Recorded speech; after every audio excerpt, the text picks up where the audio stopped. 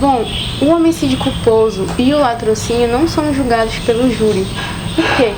Quanto ao homicídio culposo, a Constituição de 88 estabeleceu que só vai a julgamento popular, só vai a julgamento pelo tribunal do júri os crimes dolosos contra a vida. No caso do culposo, que é um elemento subjetivo, a culpa é um elemento subjetivo, ela está revestida de 3 modalidades: a prudência, a imperícia e a negligência. Quando ocorre um cometimento de um determinado evento criminoso e a pessoa que comete um evento criminoso, um fato criminoso, e que esteja cobertado por uma dessas modalidades da culpa, é porque a pessoa não teve a intenção, ela não tem o querer, não há o dolo, não há aquele caráter, a vontade de se realizar aquele resultado. Ela não teve intenção. É típico a pessoa que se excede numa velocidade dentro de um veículo, num crime de trânsito, vem, atropela e mata uma pessoa, ou mesmo provoca lesão corporal. Aquela pessoa não teve a intenção, ela não queria, ela não tinha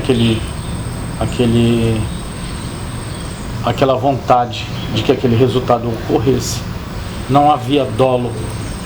Essa é a razão pela qual os crimes de natureza culposa, revestidos de uma dessas 3 modalidades, que é a imprudência, a imperícia e a negligência, não vai a júri. É isso. Então, com relação aos crimes de latrocínio, o latrocínio, ele é um crime que é praticado contra o patrimônio. O agente, o assaltante, aquela pessoa que está querendo subtrair o patrimônio, o dolo dele é específico em relação ao patrimônio. Ele está com aquela vontade no patrimônio. O objetivo dele é patrimonial. A vida é subtraída num segundo momento, quando a vítima reage ou não reage ao crime. Mas aquele assaltante, para garantir a impunidade do crime, para garantir a execução do crime, ela pode chegar a ceifar a vida da vítima, mas somente para uma dessas circunstâncias do crime. Não necessariamente para ceifar a vida da pessoa. Ele vai com o objetivo de subtrair o patrimônio. O dolo dele é em relação ao patrimônio. Ele quer o patrimônio. Ele não quer subtrair a vida. E aí isto ocorre por uma circunstância qualquer. Então, por isso que ele está inserido no capítulo dos crimes patrimoniais, o crime de latrocínio. Agora, a nota interessante para tudo isso é que uma discussão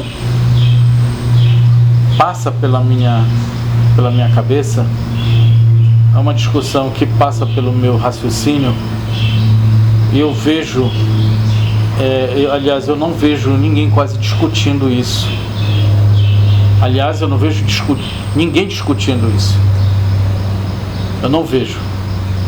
Porque essa questão, a Constituição de 88, em relação à questão da vida e patrimônio, a Constituição de 88, ela veio notabilizando a vida como um bem disponível.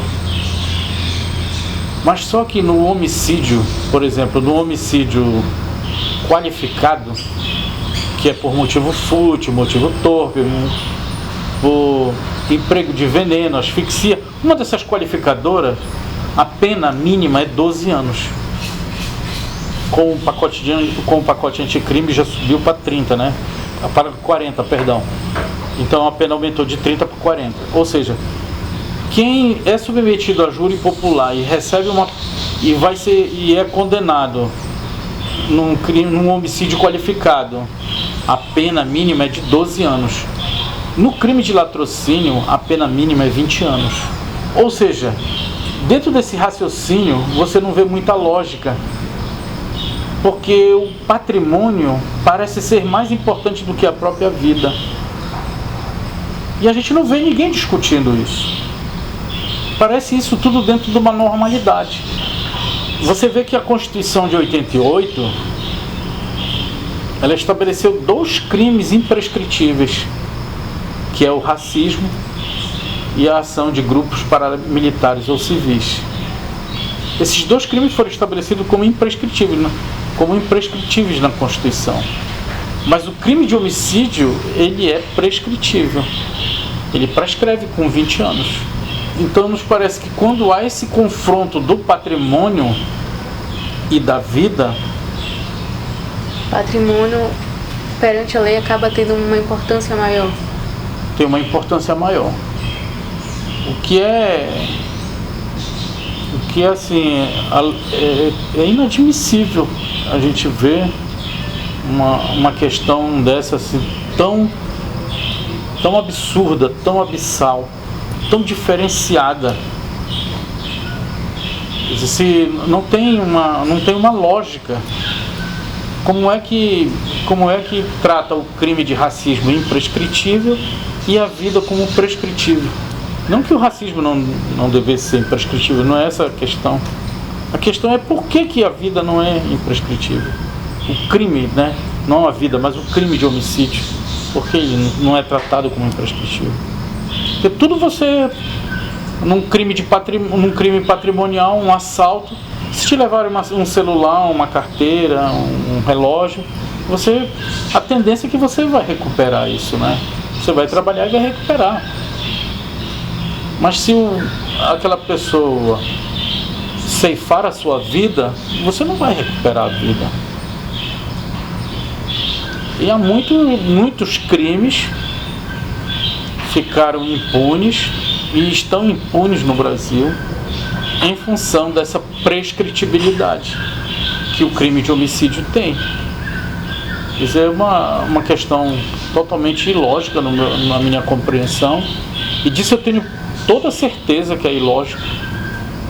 Não tem fundamento nenhum, não tem doutrinador que explique isso. Não tem ninguém no Brasil que explique isso. Não tem nenhum doutrinador. Pode pegar de norte a sul, que ninguém faz essa defesa, não entendo porquê.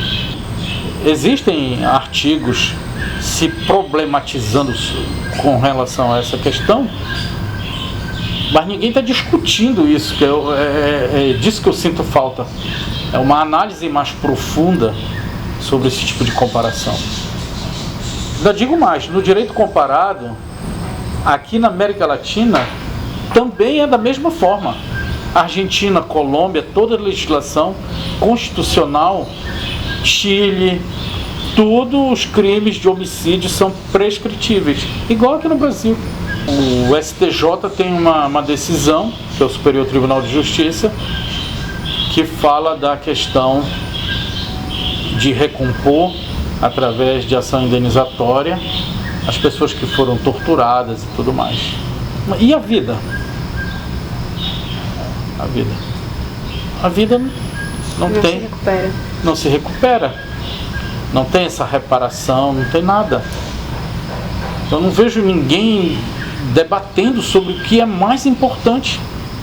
A Constituição só trouxe este detalhe, que a vida é um bem indisponível. Mas só isso. E não foi mais para frente.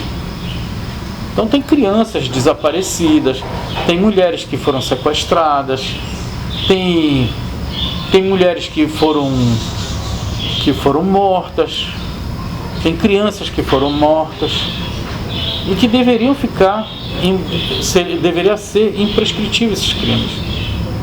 Porque existe nos Estados Unidos, você pode até acompanhar por alguns seriados já na televisão, nos documentários, é o que eles chamam lá de cold case, né?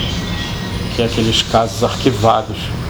Lá depois você vai, existe um percentual muito grande, inclusive, de identificar o criminoso.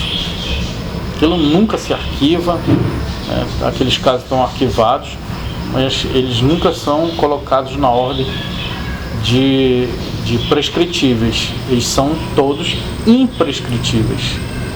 Não se prescreve o crime, porque a vida é o bem maior que nós temos, o resto tudo vem atrás da vida.